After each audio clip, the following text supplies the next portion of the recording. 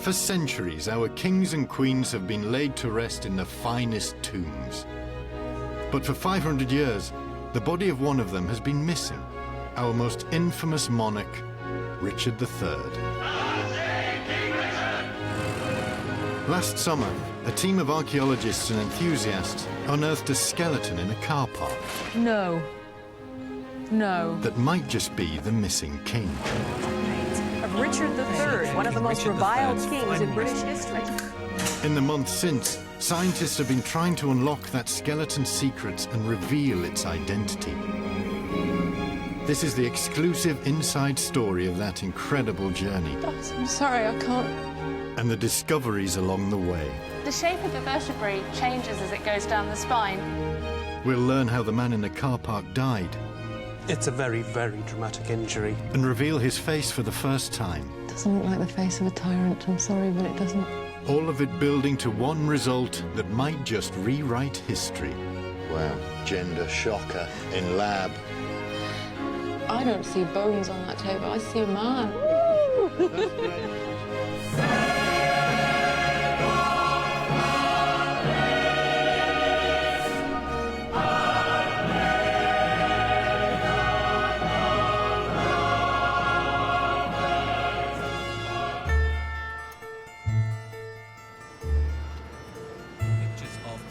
So this morning's Sun, they're in there. But if you're in Leicestershire and Rutland this morning, we have perhaps the most exciting story for a very, very long time. This is history being made in Leicester today as a search begins for the remains of a King of England.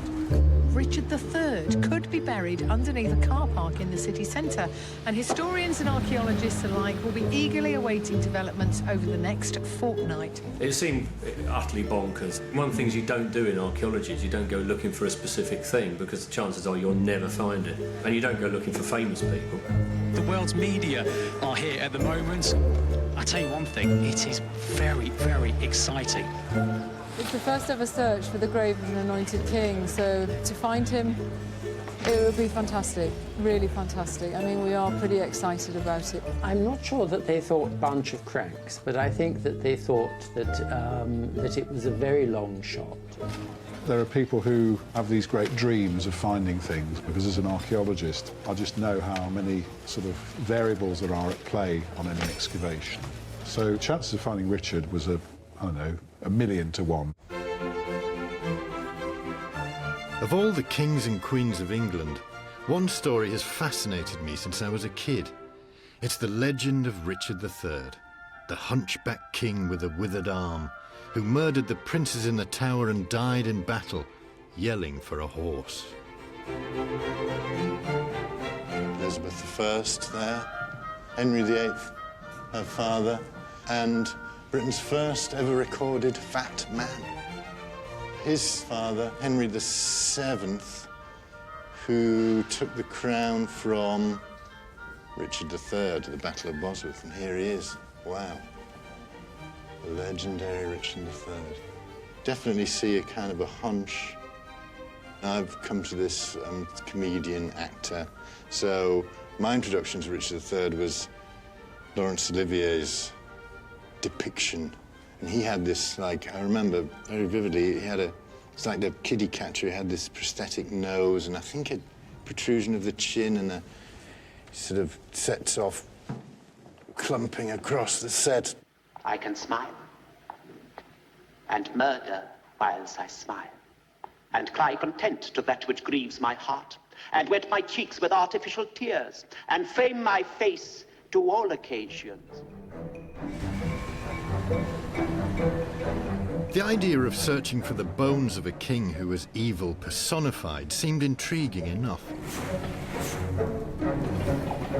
But then, on the way to Leicester, I started reading about the people behind the dig, and it got even more curious.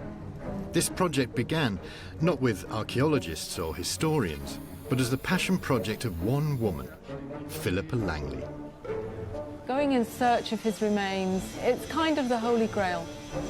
3 years of basically non-stop cajoling, non-stop begging in some places. From her home in Edinburgh, Philippa helps organise the Richard III Society, a group who believe Richard was a good king, horribly maligned by Shakespeare, and that this is a wrong that must be righted. Yeah, but we need the funding, that's the thing. Philippa joined forces with a historian who was investigating the legend that Richard's body was unceremoniously hurled in a river after his death in battle. It became obvious to me when I looked into this story that it was one of the many myths about Richard III. John was interested in an old theory suggesting Richard's grave in fact lay in the church of a medieval friary, somewhere under the car park of Leicester Social Services.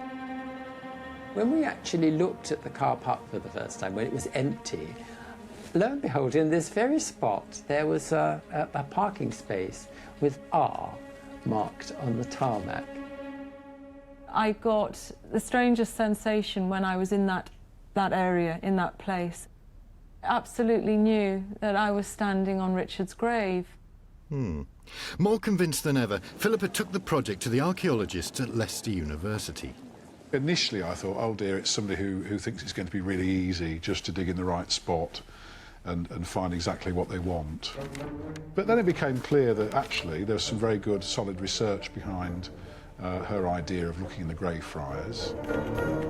Together they set out to raise the money, and when £10,000 in funding fell through, Philippa turned to her fellow Ricardians for help. Literally, within moments of sending out the first emails, they started coming back. And they started coming back from America, from Canada, from Australia, from New Zealand, from Belgium, from Brazil, Germany, Austria. In 2 weeks, not only did we raise £10,000, they'd raised more. As the cash was gathered, the university did their own research. Tracking the location of the friary through time, it did appear to be under the car park. What they couldn't tell was where exactly the friary stood, or the church that might hold the grave. It was put 2 trenches in and hopefully find a bit of the friary that we could recognise. If we could pinpoint where we were within the friary, then we could actually start looking for the church. Incredibly, the archaeologists' research set them digging right on the very spot where Philippa had her strange sensation. I was gobsmacked because the first part of the first trench was running right over the letter R. We were very on tenterhooks, you know, hoping to see signs of wall, hoping to see maybe some of the church floor tiles, some evidence of that sort. No, we didn't see walls, and no, we didn't see church floor tiles. We found leg bones. What's that there, then? Well, it's bone. I think it may be human bone. I went in and carefully uncovered just enough of it to see if it was actually connected to and I found the other leg, the right leg, to go with the left leg. So at that point I thought, yes, we've got a burial, but didn't really think much about it because I'd got no evidence at that point that we were inside a building, let alone the church. So we just carefully covered it back up and left it. The biggest, darkest cloud came over and there was this incredible tempest. It really was like some Shakespearean scene. This tempest arrives the minute we discover human remains. If it was Richard, he was ready to be found. He wanted to be found.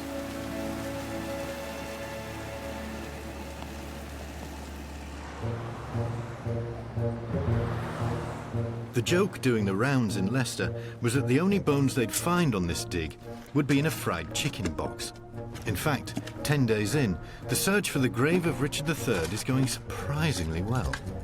Realistically, I thought we'd be doing well just to find a few friary buildings, dig those, do a bit of sample excavation, close it up, and off we go. But it became clear pretty soon that there was going to be more to this project than we originally thought.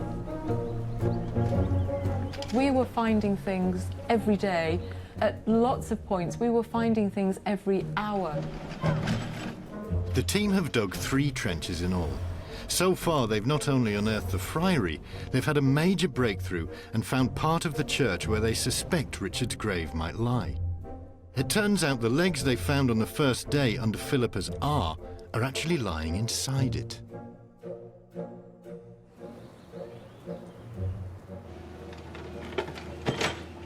This is where Matt found the bones. Whoa! And they're going in. There's some pretty serious work going on there. The plan here is they're going to dig out another section of that wall there so that we can get at the bones. A bone expert, Joe Appleby, has come to investigate whether these legs are attached to a complete skeleton. And Philippa is transfixed. I was just sort of watching Philippa. I thought this is going to be a long process. And she said to me, I think it's him. I think it's him. And I just thought she was insane because I thought this is ridiculous. It's the first thing we found. What's the chances of the trench being cut in the right place? I mean, it was bizarre.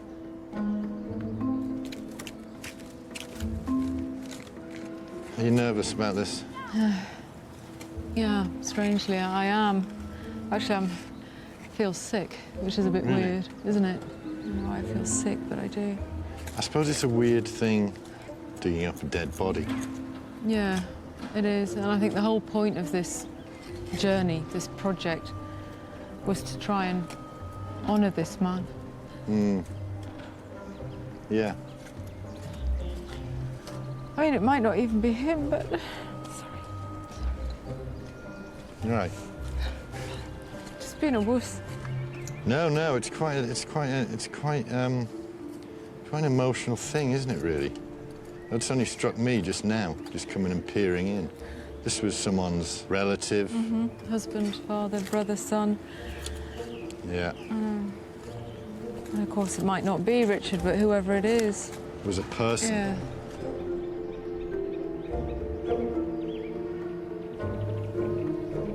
I think I saw what it meant to Philippa for the first time.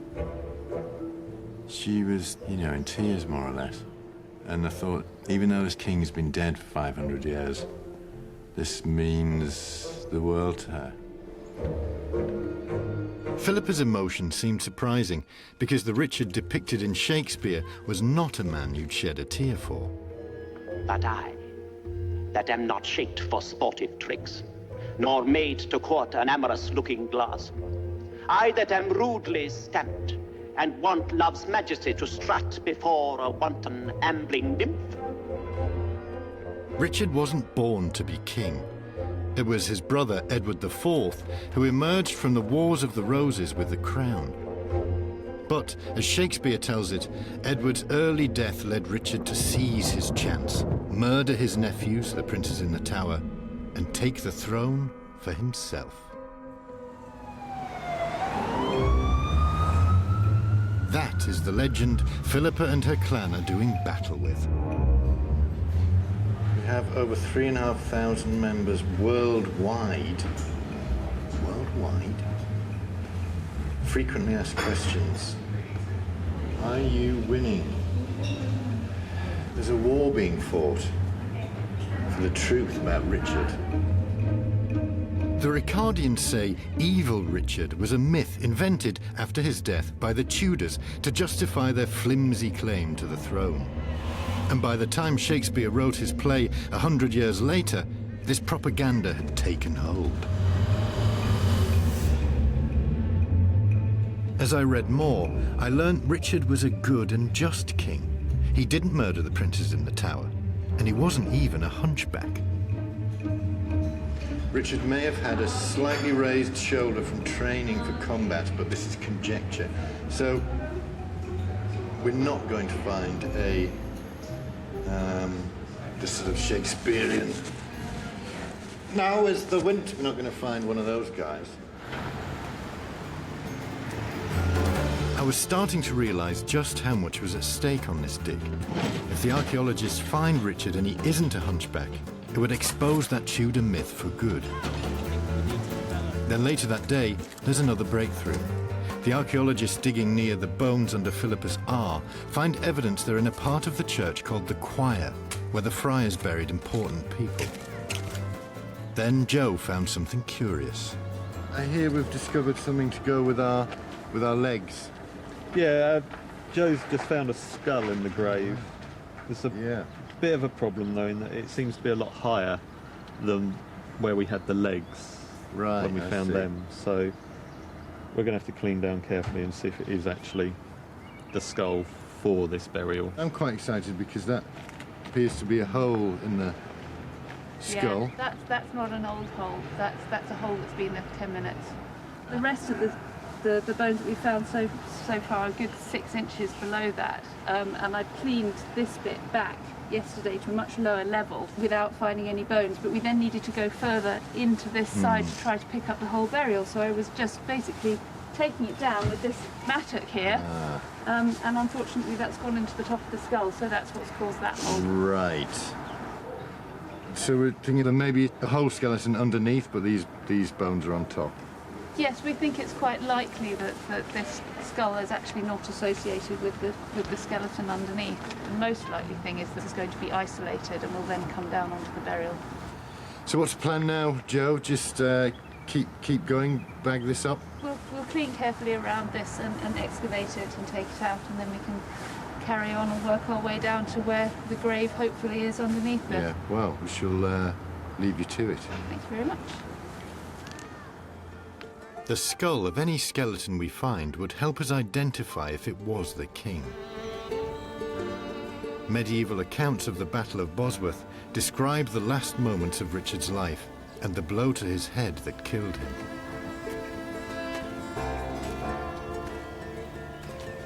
Right in the middle of the battlefield site here.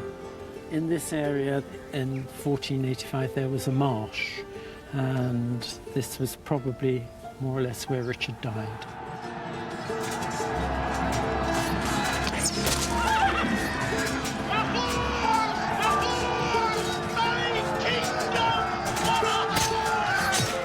On the ground he was attacked, killed by a blow to the head.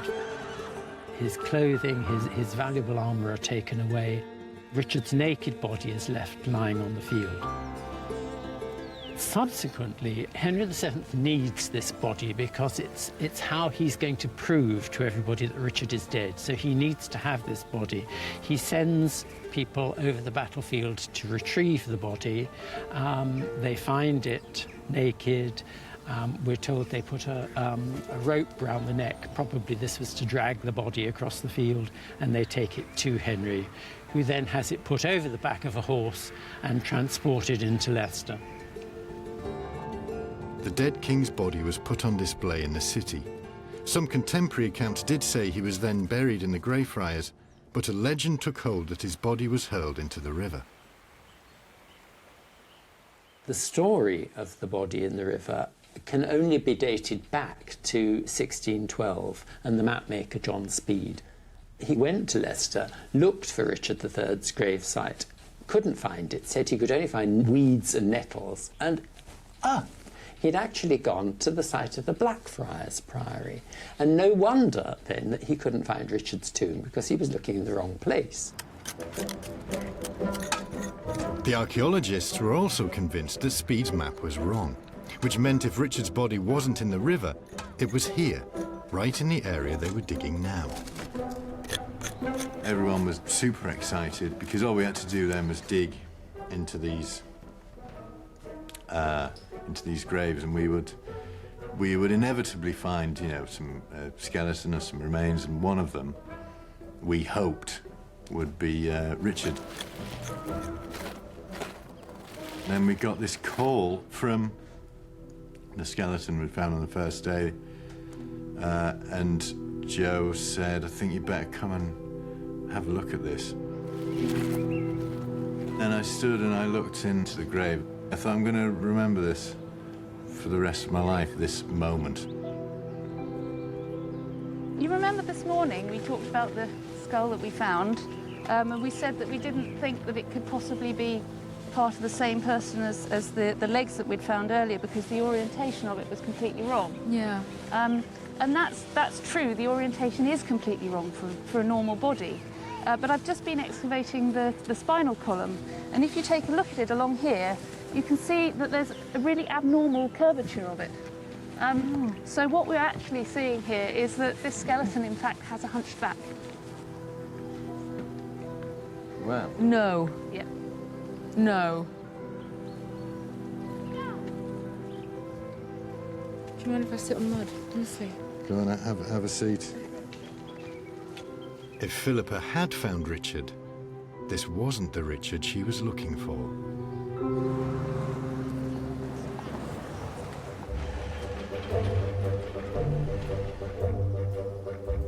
"13 days after breaking the tarmac in the car park, we were stood right on the spot of Philippa's R, staring down at a skeleton with a hunchback spine. We were all shell-shocked. The Hunchback King was supposed to be a Tudor myth. Don't get me wrong here, right? But that curvature is major curvature. I mean, Yes. that's seriously something going on. So that's how do you really... get armour on that? I wouldn't try, but you know. Would that rule it out for you with you know, that goes with the stereotype, doesn't it? I haven't spotted a withered arm, so you know the arms are okay. The arms are okay. Yeah. Oh, some good news then. But of course, he could have been a hunchback, but still been the nice guy. Let's not forget that.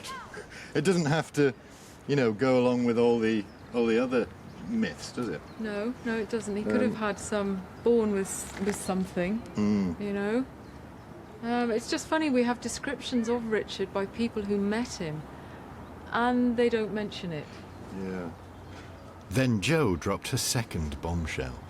There's a bit more. Earlier, when you were questioning me about the skull, I was a bit evasive about it. Yes. There is actually a wound. It's not very visible on the surface of the skull, but inside the skull you can see that some of the bone has broken away, and he's actually been hit in the head with something. And when you turn over the skull, there's also some damage to the skull base.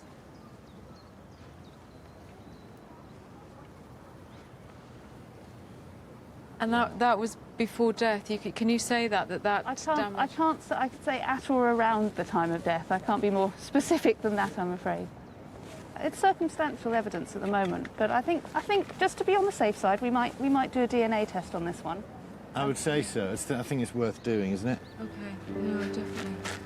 Definitely. Yes. As Jo lifted the skeleton out of the ground, it began to sink in. This seemingly bonkers project might just have pulled off the impossible. Suddenly thought, hang on a minute. Trauma to the head, east end of the church in the choir, curved spine. Have we actually managed to do this? I mean, the odds, if you calculate it, must have been incredible, and yet by sheer fluke we'd managed to put the first trench, and essentially the first thing we'd found in the first trench on the first day was this skeleton. Femur. Yeah, left femur. The spine was the last thing to be lifted. We needed to treat it with a lot of care, because this was obviously going to be something that was going to need to be intact and carefully looked at in the lab. Jo worked from the bottom up, and she'd got to nearly the last ones, and she'd lifted these two up, and there was this little fragment of metal underneath. I'm not quite sure what it is. I think it could be almost anything. Take it back to the pot. It was found between two of the vertebrae. A bit of the corrosion's come off at this point, and it certainly looks like some sort of metal shaft anyway. Where it was found is quite interesting, because it was a... Where was it exactly? About there. Right in the middle of his back? Yeah. Pike? The end of a pike? Again, yeah, I mean, it could be all sorts of things. An X-ray will probably give it clearer definition what it is. Okay, so an X-ray will Yeah, because take it'll away see the through the corrosion. corrosion and see what the solid iron is still Right. inside. Right. So. It does look pointed, doesn't it? It does, yeah. This hunchback with a head injury now had what appeared to be an arrow in its back. That was a very extraordinary moment, and I felt somehow sort of out of time, almost as if I wasn't there, but I was looking in. Whoever this individual is, he was brought here through a building which isn't there anymore, through doors that don't exist. He was buried under a floor that's gone. He's been here at least 500 years. Now he's packed in polythene bags in a cardboard box, and he's now going to be taken away. I was very conscious of this individual, trying to imagine how, if he was looking down on us, how he might be seeing what we were doing. I don't think anyone was anticipating actually finding him, so there was no precedent, you know. I don't think a king's been found in a car park before, not to my knowledge anyway. So nobody really knew what the etiquette was, what were the rules to follow. What I'd quite like to do, but I don't know how you feel about this, is the remains that we've uncovered. I know we don't know 100% if they are Richard's, but when we put the bones in the box, I'd quite like, John has a Richard III standard, and I'd quite like to just put it over the box to get it into the van, if you're okay with that. Absolutely fine. No, I mean, particularly as there's a good indication that they're the right ones, that's fine. No, Is that all right? Fine. Yeah, of okay, course. Thank you.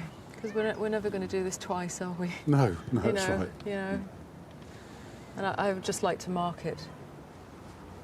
It just seems right to put his colours over it. And I think we'll get Joe, the osteologist, to take him off site. Joe, do you want to come and do this?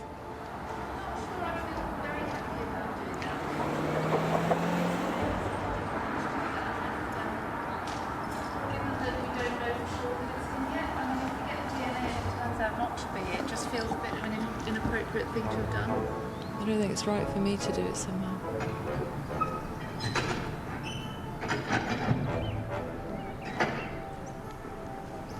Do you want to do it, John? Do what? Would you like to carry the box to the van? I do. Right. Come on. Where's the box? Over there. Right here, hold that.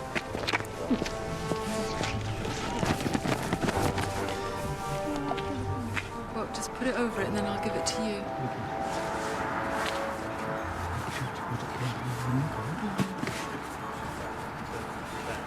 Is that about right? Yeah. You still look right? Yeah, it does.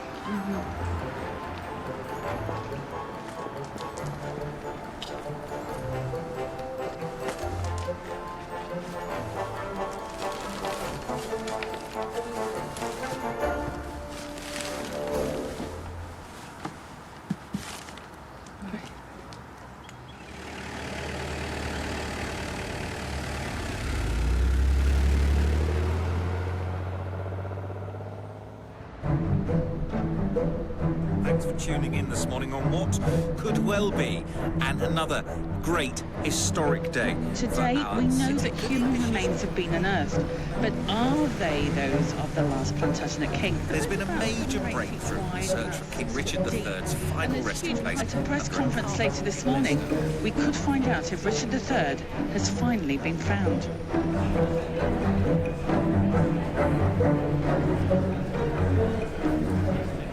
Okay, colleagues, good morning.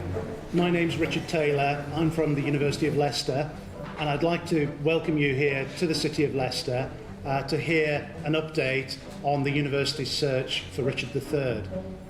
We have a man with what appear to be battle injuries who suffered from severe scoliosis, that is curvature of the spine, respectfully but modestly buried in a place of honour in a Friary church.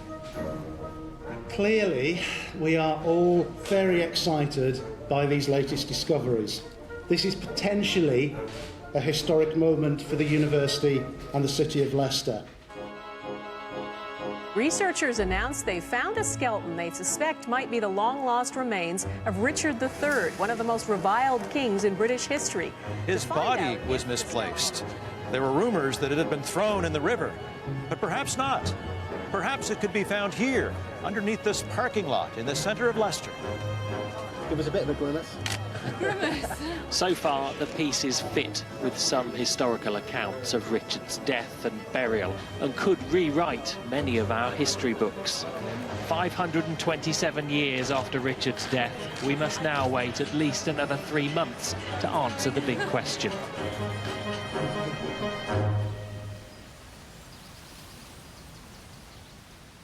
To the world at large, the Leicester University team had found the bones of Richard III. The truth was more frightening. They still had a mass of obstacles in their path before they could actually prove this was the king. Hi. Hey, you must be Simon. You must be Lynn. I am Lynn. Very nice to meet you. Very nice to meet you too. You're the boss of this establishment. You're Yes, the chief. I'm the head of archaeology and ancient history. Wow. This is the box here. This is the box. This is the box. Oh, wow. It's astonishing, isn't it? It's such a mundane setting. If this was like a Steven Spielberg film, there'd be a huge kind of white ET-like container with loads of dry ice coming out the sides and then blue flashing lights, but it's just not that, is it? No, it's a cardboard box. Cardboard box.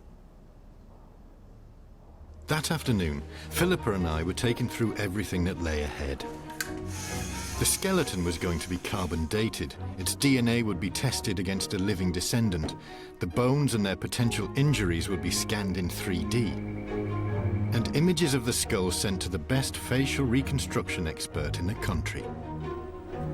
They explained all of the tests that they were going to be doing, and you know, I mean, it just ran and ran. These lists of tests went on and on and on, pages of them. And, you know, it's a really anxious moment because any one of these tests could say, well, that's it. No, it's definitely not him. All of this made me more curious than ever about the man behind the legend. Yeah, it's nice to be heading back here to Richard's home, his home in the north. Yeah. He's kind of coming back to life in a weird way. In his early life, Richard lived near my home in Yorkshire. As the brother of the king, he was commander of the north and by all accounts a born soldier. He was in battle at 18 and in command by 25. With a wife and young son he seemed to dote on. Ah.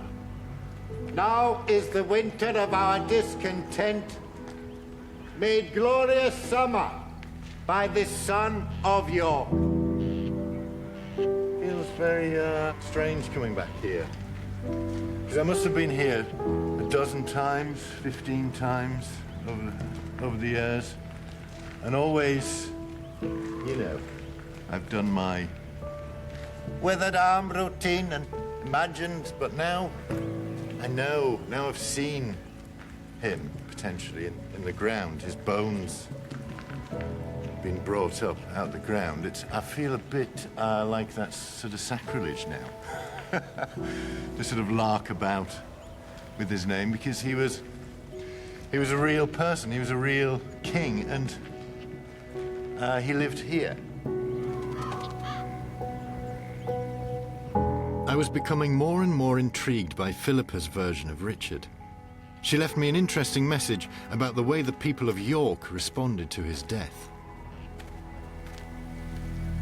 The day after he died at Bosworth, they said King Richard, late mercifully reigning upon us, was pitilessly slain and murdered to the great heaviness of this city. They were writing this when there was a new king on the throne. A couple of weeks later, they called him the most famous prince of blessed memory. And you know, that doesn't strike of someone who was a ruthless tyrant to me. The rival versions of Richard were so at odds, the good king and the bad. I wondered what historians made of it all. Why this man who'd ruled for just 2 years was still so divisive today.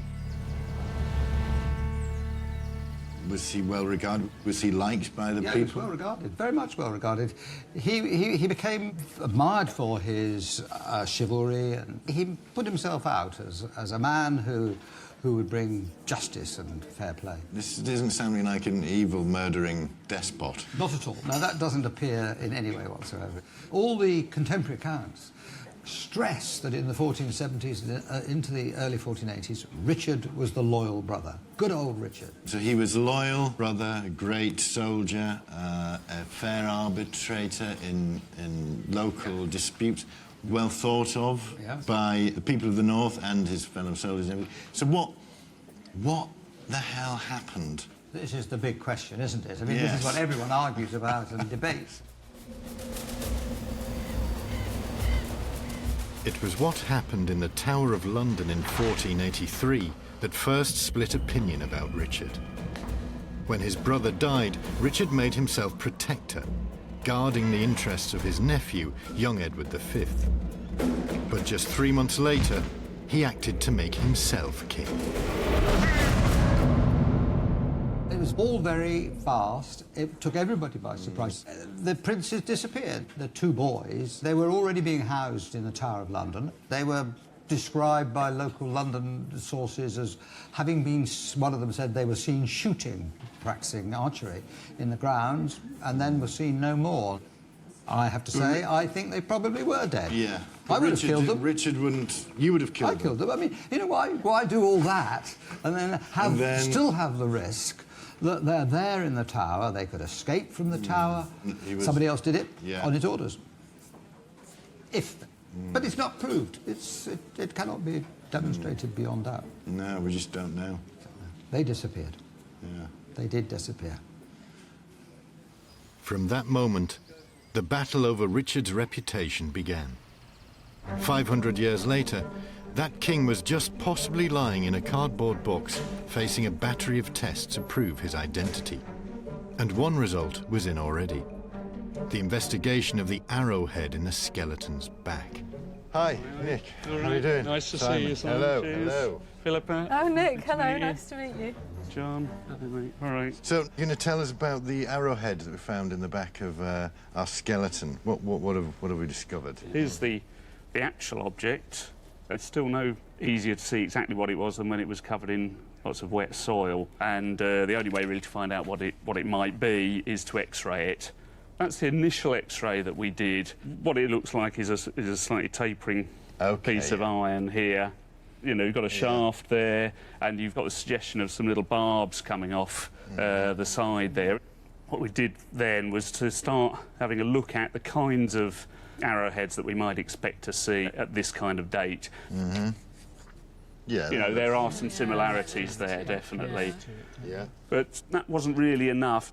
There's a couple of things about the arrowhead concerning me, really. If we have a look at a replica arrowhead of the kind that was around in the late 15th century, you can see, yes, it's got barbs. They're swept back close to the body of the arrowhead. It's designed for piercing body armour. What we did was to take another series of X-rays just to see what we've got. And the second thing that I was concerned about was this very thick white line at the top here. Looks like a screw or a nail. Well, what we've got here, unfortunately, is a bit of iron that was in the wrong place at the wrong time. I'm afraid it's a humble nail. It's a nail? Humble nail? Yes, and probably a Roman nail. Just fortuitously in the burial soil, and just happened to be right next to the spine. A nail. Not what we were at the start we were hoping for. Did they use nail guns in medieval battles? Not as far as I'm aware, no. Am I clutching at straws? Yes, yeah, we're definitely clutching at straws. There's nothing to be gained by going down that avenue. No. Looked up nail gun on the internet and it said Yeah. started in the 70s and not the 1470s. That's right, yeah. Oh dear. It was a troubling start.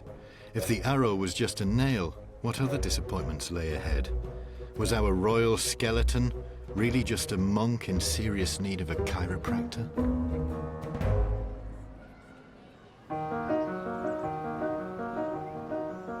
For 2 weeks in October, The box containing the potential bones of Richard III sat in a locked room waiting for an appointment at the local hospital. Somewhat bizarrely, they were going to scan this medieval skeleton in the same machine they used for living patients. We're going to take a CT scan of the skeleton.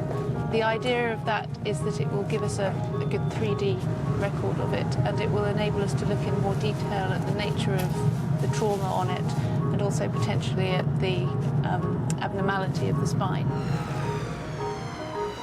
Cheated of feature by dissembling nature, deformed, unfinished, sent before my time into this breathing world, scarce half made up, and that so lamely and unfashionable that dogs bark at me as I halt my... The shape of the vertebrae changes as it goes down the spine, and one of the problems with this is, of course, the vertebrae are not completely normal. They're the finger bones. I'm just trying to organise so I can work out where we are.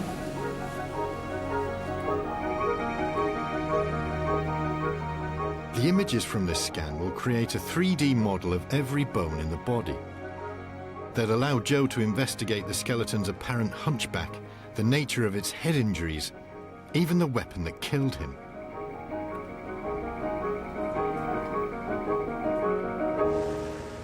It was just possible this science might rewrite the history of our infamous king.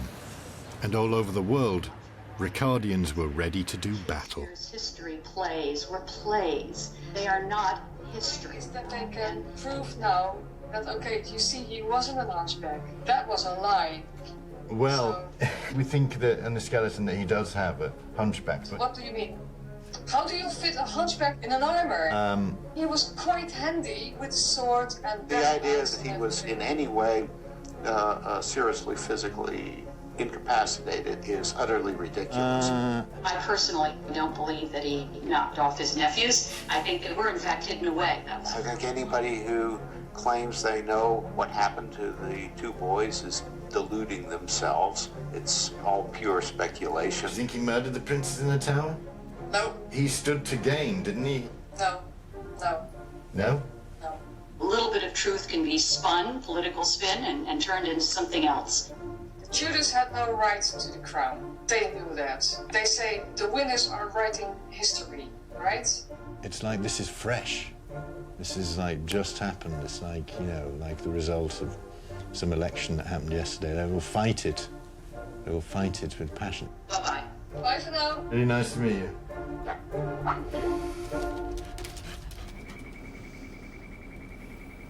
In every way, this medieval skeleton was coming back to life. The images from the CT scan were now with a specialist at the University of Dundee. Using technology developed for criminal investigations, she was going to reconstruct the face of our skull in layers of muscle and skin. First of all, just first impressions of this skull is that it got quite a long, gracile, in other words, not very strongly masculine features. So it's, you know, it's an interesting skull to look at. He's got quite a lot of teeth that have been lost from the mandible, so he's going to have quite an interesting face. But the process that we follow for the reconstruction is to use little virtual pegs and attach them to the surface of the skull so that it gives a kind of contour map within which we can work to produce the depiction. Next step is to add the anatomical structures, starting with the eyeballs, and basically slowly build the face from the skull out to the muscle structure. As we put the muscles onto this skull, the face starts to develop. So we can start to see the shape, especially around the lower face, around the jaw. Love forswore me in my mother's womb to shrimp mine arm up like a withered shrub, to heap an envious mountain on my back, to shape my legs of an unequal size, to disproportion me in every part. Nowhere was myth and fact more tangled than in the question of what Richard actually looked like. His surviving portraits, painted after he died, were a masterclass in spin. It does include two layers, the layer of truth, which is certainly the likeness. There's no doubt about that. Okay. That is quite like what Richard looked like. But the whole type was slanted as soon as the Tudors started applying propaganda to the matter. Oh. It was of great importance, the Tudor dynasty, that this man was a villain. It was essential. Otherwise, there was no reason for Henry to be on the throne. So they tampered with it? Oh, yes. The shoulders, this one is slightly higher than that one. And they made a great play of the theory that he was disabled. And at this time, a disfigurement of this kind would have been assumed to have been due to the vengeance of God. This is the one in the Royal Collection. He looks meaner. It's undoubtedly been tampered with. The shoulder has been raised. Wow. His hands are claw-like. Oh. His thumb just seems to be a spike. It's quite disturbing, isn't it, really? It is, it's like yes. something out of a So- horror film. Yes, well, again, this is propaganda. It is quite subtle, actually, isn't it? I would have gone monobrow. Do you know what a monobrow is? So You mean, so it's right it looks- across the middle? Yeah, can you give him one? But they haven't done that. They've been a bit subtler. They've narrowed his eyes. They've given him a pointy thumb. Exactly. It's quite good, isn't it? Do you think? Or do you I think it's it crude? was pretty cunning. Certainly these things were done, and it's much easier to exaggerate than it is to invent. Right. You exaggerate a little tiny fact to make a monster. And if he had a deformity, a slight deformity, then it wouldn't have been mentioned into his face or in his reign, but the minute he was dead, buzz, buzz, buzz. If this skeleton was Richard, that fabled deformity was going to be classified and defined by experts for the first time. For Philippa and me, this process was also our first sight of the skeleton since the dig. Hello. Hi, Simon. Hello, Wow. Philippa. Here we are. Blimey.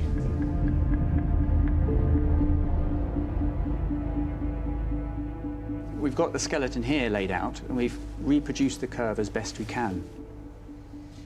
Just to show you a little bit about some of the bones we've got here, on this vertebra, you can see how we've got bone formed in the ligaments that connect this vertebra with the one above, which showed the curve would have been pretty stiff. Would he have had the hunchback that was reported in sort of Tudor times? Well, hunchback, yes. He would have had an abnormal curve and an asymmetry to the chest wall. Whether his right shoulder was higher or lower, it's not easy to tell from the actual excavation. But if we look at the end of the clavicles, we can see how the one on the right is definitely a different size and shape to the one on the left. It's much bigger on the right than on here. So he may have found that the shoulders may have been held in a slightly different position. Wow. It's a lot to take in, isn't it, Philippa?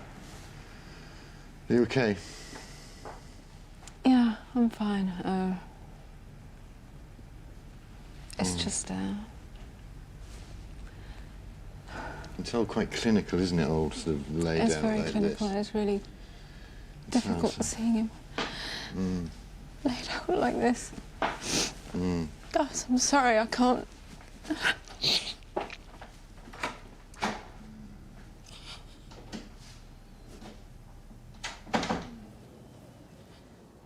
It's quite overwhelming in there. Are you okay? Yeah, I'm okay. I'm okay.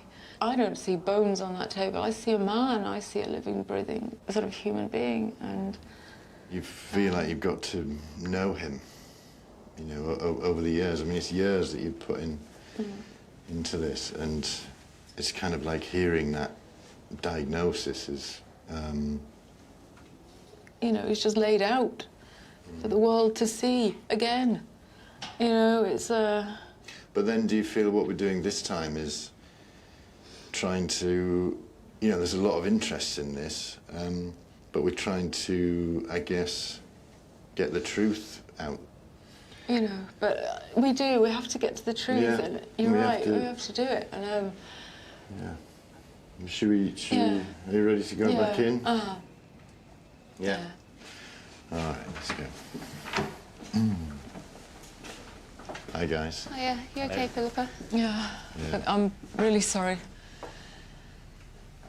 to hear you saying he's got a hunchback again. It was kind of... It just knocked me for six. Well, it depends entirely what you mean by a hunchback. A hunchback isn't a medical term. It's just a popular term to mean someone's got a spinal deformity. Is it not visible then in his clothing, or is it not visible in his body, or is it visible in his body but not in his clothing?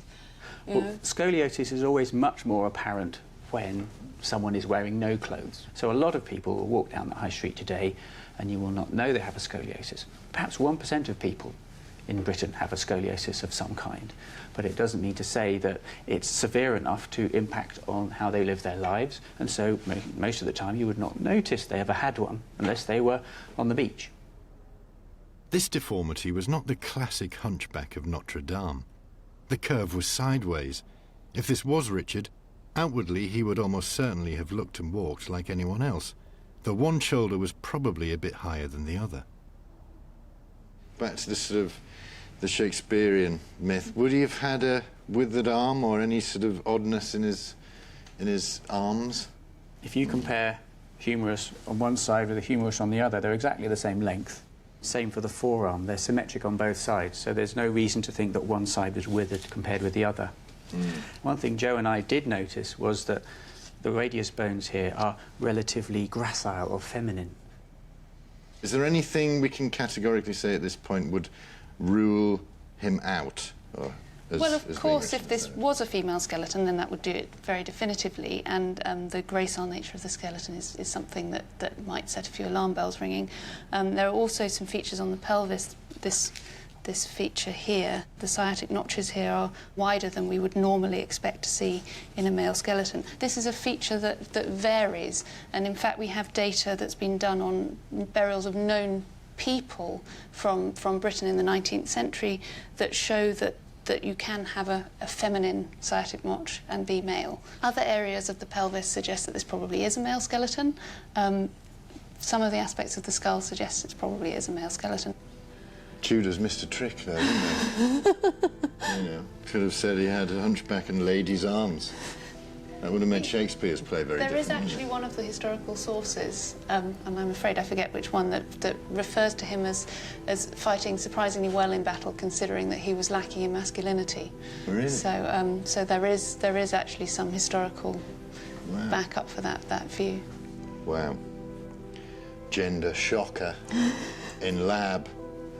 Wasn't expecting that even to be a doubt. Wow.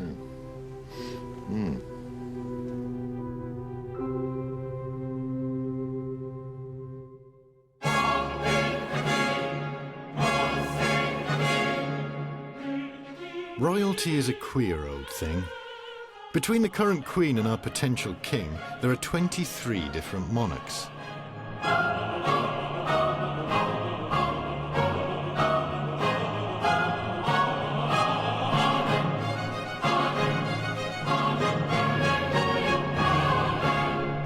But not one of them directly related to Richard.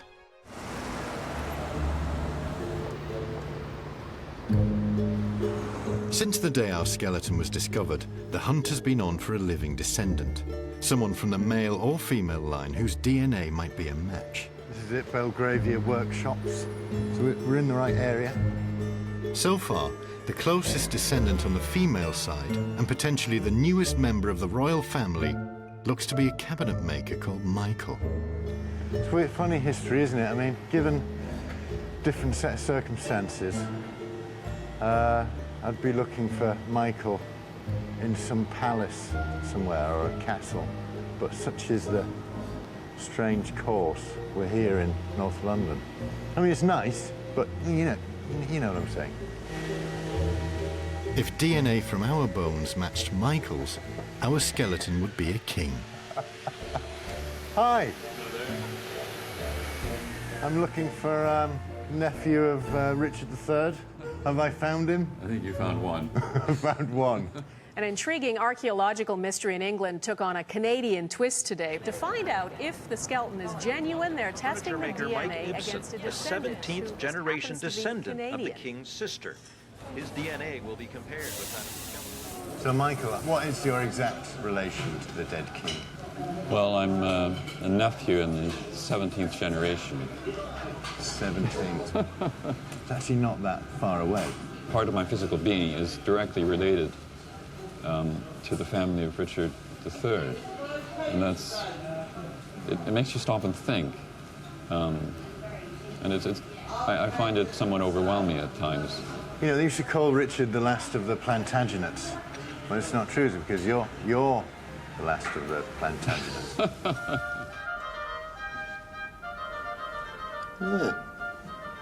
Yeah, faint resemblance. I mean, if you imagine Michael with a wig and... Yeah, something there, I think.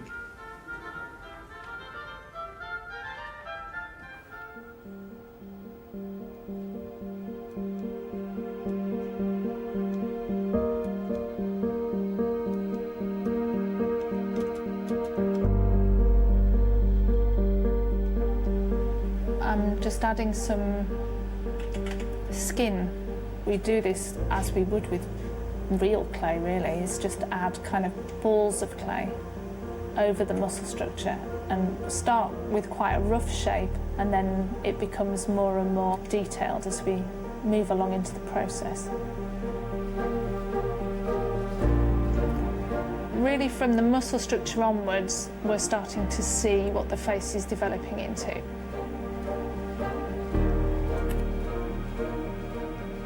Some of the skin there over the top of the forehead, so you're starting to see the shape of the top of his head.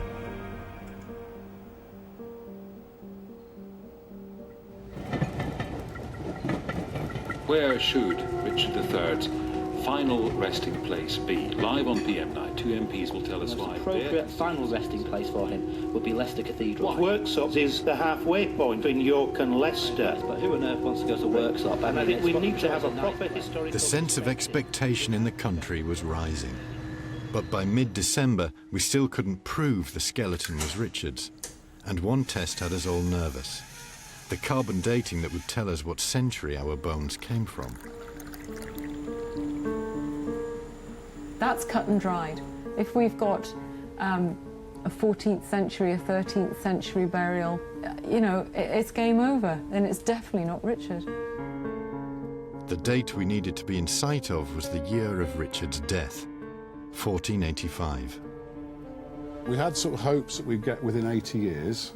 Was the thing, so we could eliminate any of the sort of earlier medieval burials. So let's have a look and see what we've got. Oh, God. Because this should at least No, but this tell is us the big whether we're in the one, right isn't it? ballpark. Well, yes, this is the one, because if this is out, this is Then what we've been this is end of, thinking, really. and then we're... Yeah. And the initial dates have come in, and they're suggesting sort of 1430 to 60, which is a bit on the early side. But because the individual had a high-protein diet, and particularly was eating a lot of marine fish, by eating marine fish, the marine fish are absorbing lots of earlier carbon-14, and it's distorting the date. So then it's remodelled. It then gives us a 95.4% probability that it's AD 1450 to 1540. Say that again, it was 14? Well, 95.4% probability is 1450 to 1540. So that's exactly what we're after, isn't it? It is. It is. Absolutely. That's great. That's the story of this project. Yeah. I'm in the 95% plus 95%. Category now in terms of confidence. Well, Phillipa only needed an R on the in the car park. Absolutely. So. That's where my divining rods. Right. An average person in medieval Leicester wouldn't be having a very high protein diet, not much fish and not much meat. And you know, most people will be eating pottage and sort of vegetables and things like that. Within the Friary, they probably have quite a bit of fish, although it's quite a poor order, so maybe not that much. So it's a high status individual, which is also another bit of evidence. That's another piece of evidence, very useful. which helps. It all helps. Wow. Wow. 5 months on from breaking the tarmac, evidence was mounting that our skeleton was indeed Richard III. A medieval grave in a sacred place, a curved spine, and bones dated to the 15th century. The cabinet maker's DNA was now being processed alongside the skeletons, and the 3D face was being transformed into a physical head. This is really nice, isn't it? The detail that you can see on here is fantastic. In Leicester, one last investigation was underway. A trauma specialist and an armoury expert were trying to match injuries on the skull to medieval weapons. Scanned across it in two different directions. One direction, it looks a bit like a scoop. Yes, that's definitely, yes, a blade coming across. In the accounts of Richard's death, they describe him being brought down in a melee of men, with one surging forward with a poleaxe to kill him. No one knew if they were accurate or part of the myth spun after his death. On this image, it looks very scooped, and then this image here, it's much flatter. Perhaps something like an axe blade or a quite sturdy sword. As they identified each injury on our skeleton, medieval accounts and 21st century science began to tell the same story. Everything suggested that for the first time, they might be able to tell the story of Richard's death.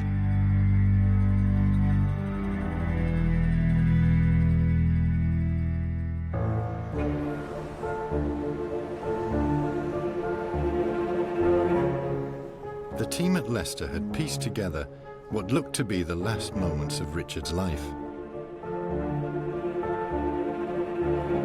And joined by a forensic pathologist, they were starting to identify the fatal blows. We found a series of injuries on the skeleton tell us about the moments leading up to his death and immediately afterwards.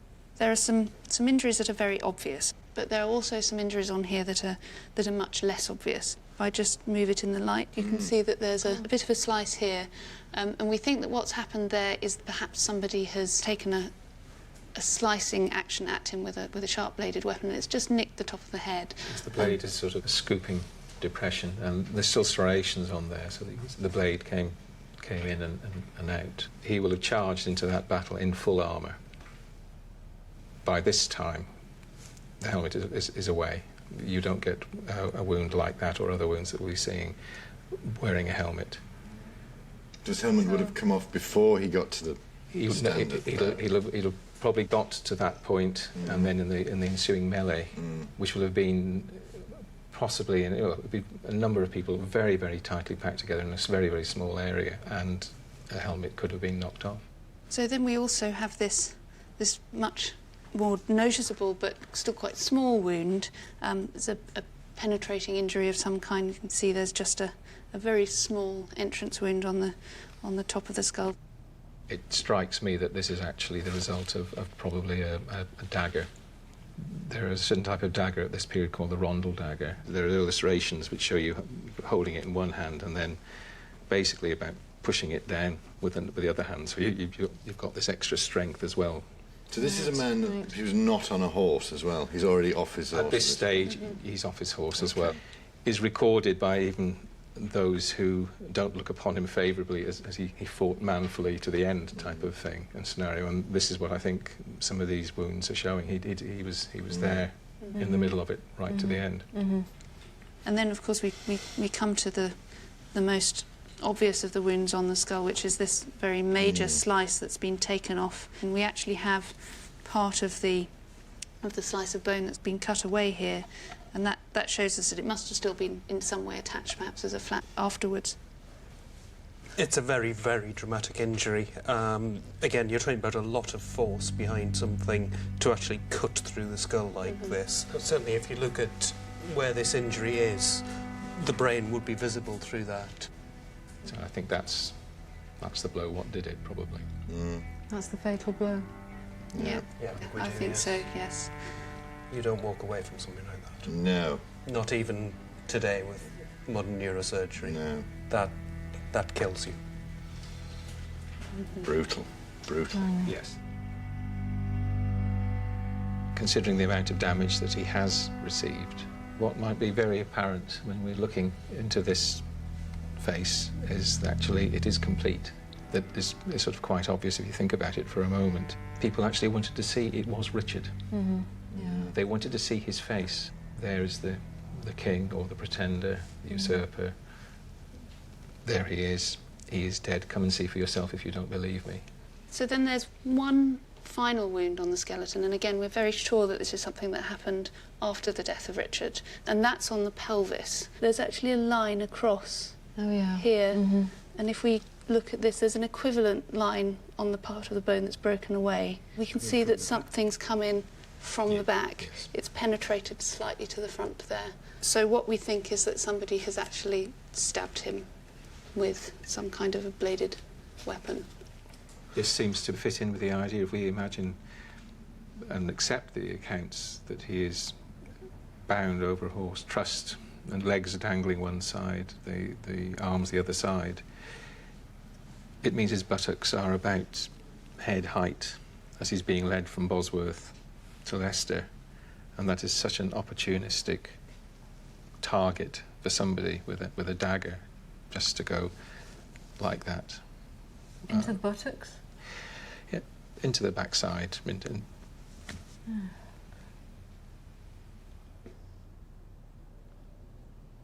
Why would you bother stabbing someone, you know, and the bomb as they're passing by? That wouldn't happen to an ordinary...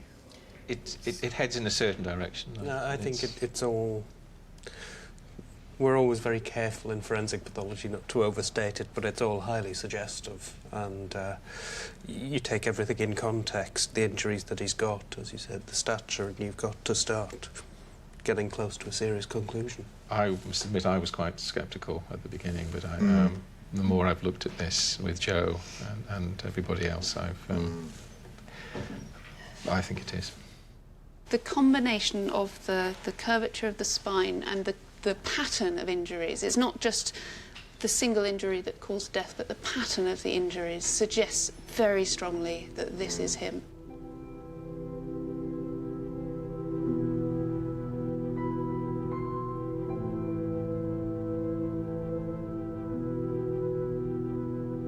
Well, that was pretty brutal in there. I mean, to have a chunk taken out of your skull and then something resembling a hammer blow, and then a spike through the head, and then the back of his head taken off, and his brain spilling out. And then let's face it, after what we're all kind of inferring from what they're saying is the poor guy, he got stabbed, in his arse, basically. And but that was what happened. Those were brutal times. That was, medieval battle was pretty sort of ruthless. And also, what it confirmed for me is that is Richard III. There is no way, in my mind, this is Richard III. If that is not Richard III, that is one unlucky monk.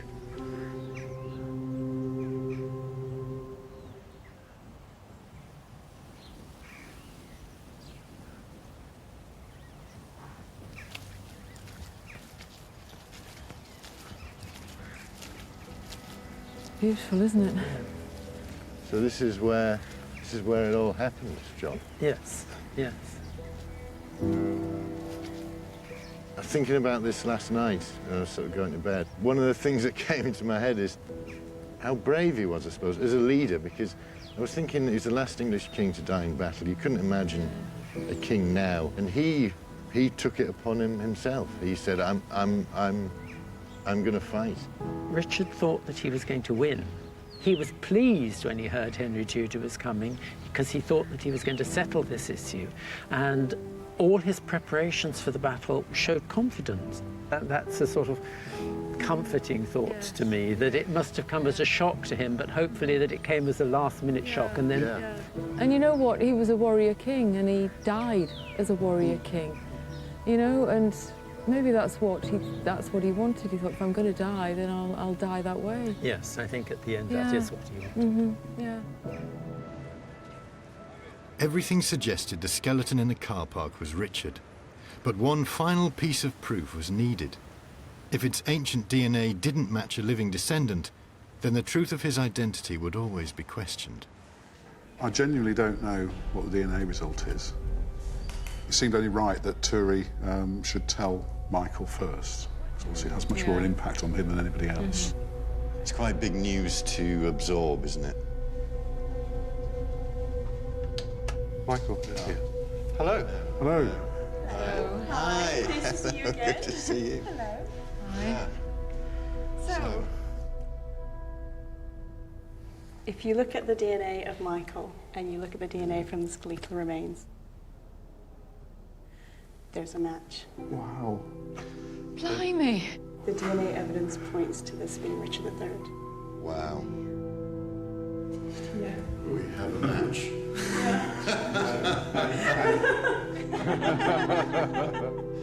So we can categorically say we found a king in a car park. Yeah. Yes, we can. Yeah. We can, indeed. Yeah. Any viewers thinking of going to their local car park and digging it up, this is a very unusual situation. Okay? You're not to be tried in your local social services. These people are experts. On a grey London day, 3.5 years after starting her quest, Phillipa has reached the end of her journey. I feel quite nervous, do you? I'm shaking. I am. The same science that can put a face to an unidentified victim of crime will allow us to stare into the face of Richard III, a king of England who died 500 years ago when he was just 32. Something's happening. Hey, come on in. Right, let's go.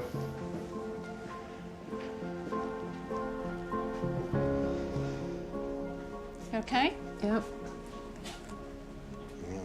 Okay. Are ready? Right? Right, okay. And now open your eyes when you're ready. Yeah.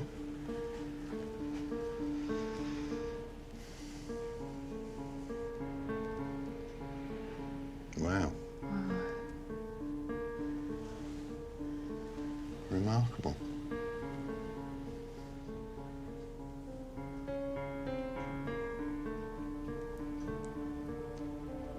You can kind of see the man, really, can't you?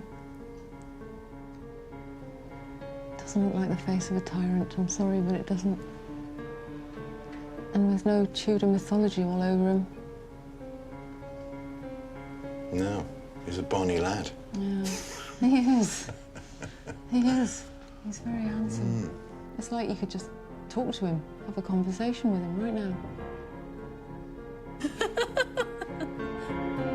It's been a complete roller coaster ride. And to see this now, to sit here 4 years on, after everything that's happened, after everything they've been through, and to see the real Richard III, I'm just full of joy.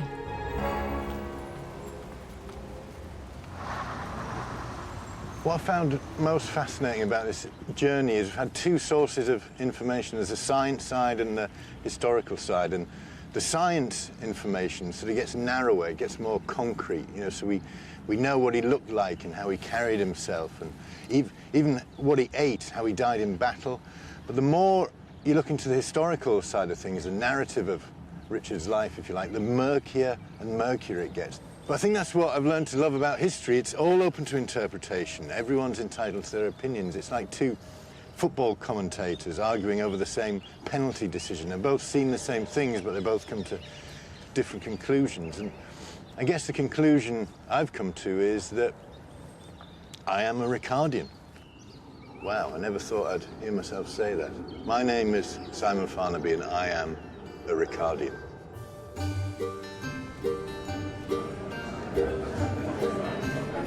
Good morning. My name's Richard Taylor. I'm from the University of Leicester, and I'd like to welcome you here to the city of Leicester to hear an update.